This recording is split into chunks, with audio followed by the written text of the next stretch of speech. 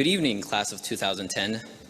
Before I commence my speech, I would first like to thank my family, especially my aunt and uncle who came down from California, and my grandparents who flew from halfway around the world. I would also like to thank my friends and my academic adjudicators. Without any of you, I would not be where I am today.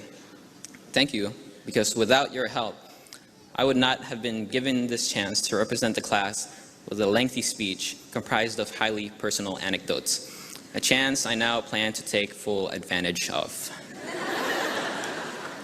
Now, I realize that some of you do not care for what I'm about to say, so I invited Nathan Turner up here to enhance this experience with some mood-setting music.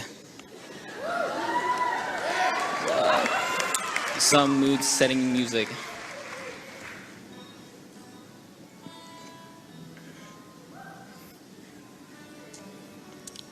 This should accommodate your ears so that as you get bored and zone in and out of listening to my speech, all you'll be able to hear is the soothing sound of the guitar. Okay, so to start, I show you the beginning of freshman year. I believe this Rubik's Cube represents our freshman year very well because our freshman year was a puzzle. It wasn't too long ago when the puzzle of entering high school was presented before you. And most of us were nervous, anxious, or scared. And questions like, how am I going to fit in, filled our heads. And we became more concerned with what we wore and who we hung out with, and less concerned about who has more Pokemon cards. I don't know about that one. It was a puzzle because, just like the Rubik's Cube, you can turn it around, you just can't turn it around in any unplanned direction. Otherwise, it's just going to get more mixed up. So, you have to start matching colors. You have to know what's going on where, who's dating who. And by the time freshman year is almost over, you've solved part of your Rubik's Cube. You still have a long way to go. Now, sophomore year was kind of a blur. Hold on one second.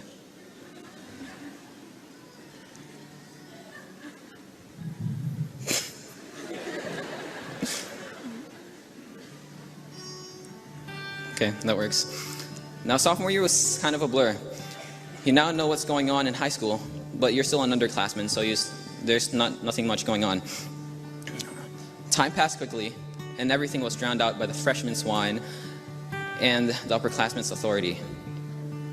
So, when we piece all the parts of sophomore year together, it creates a rather hazy, fragmented memory that kind of feels like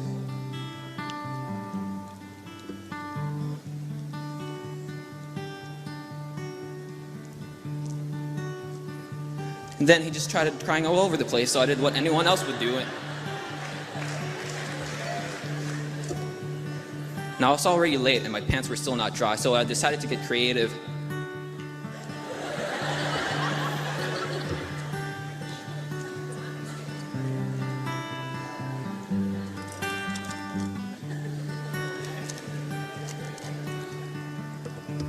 And thus, we coast through sophomore year, leaving ourselves to wonder what really happened.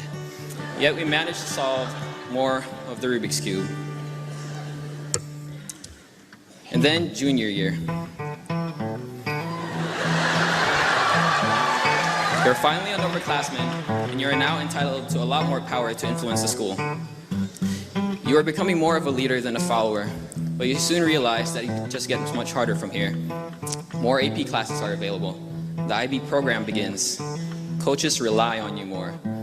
Underclassmen begin to look up to you, and you're finally allowed to go to prom.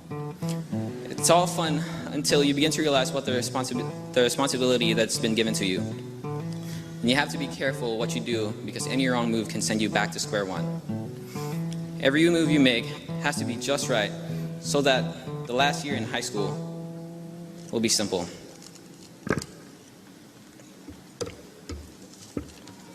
Now, if you've set it up right, senior year wouldn't be as complicated as your previous three, because most of you don't even have a fourth period.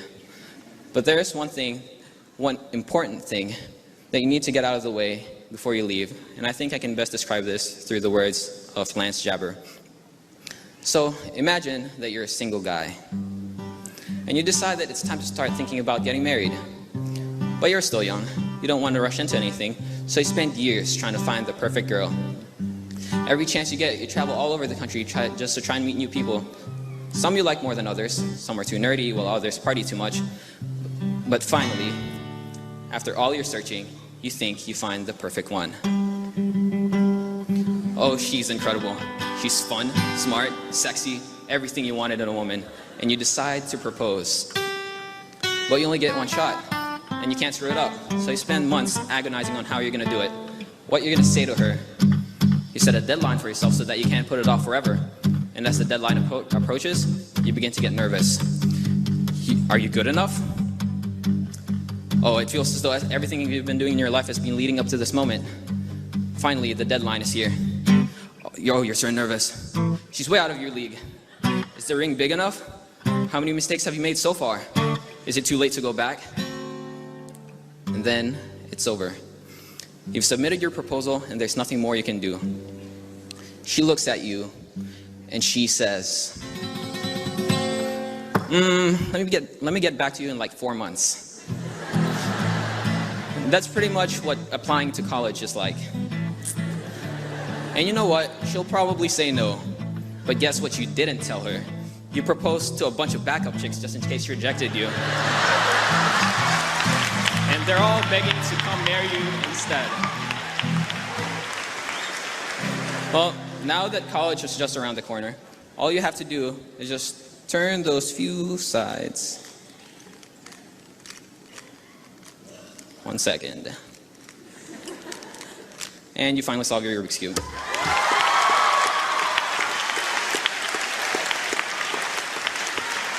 So now it's time to say goodbye to high school and say hello to college.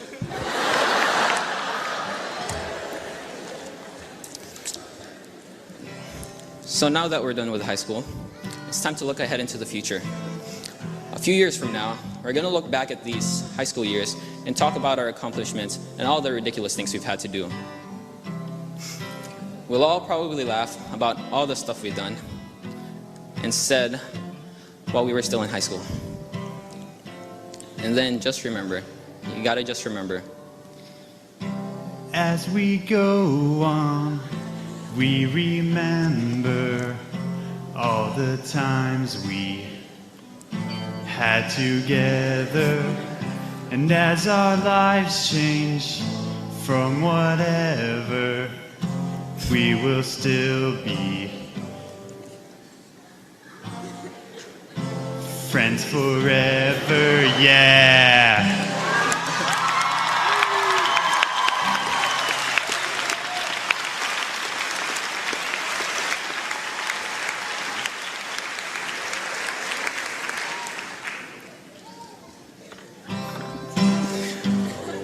The only thing left to say now is congratulations to the West Hall High School class of 2010 and to those who helped us get here.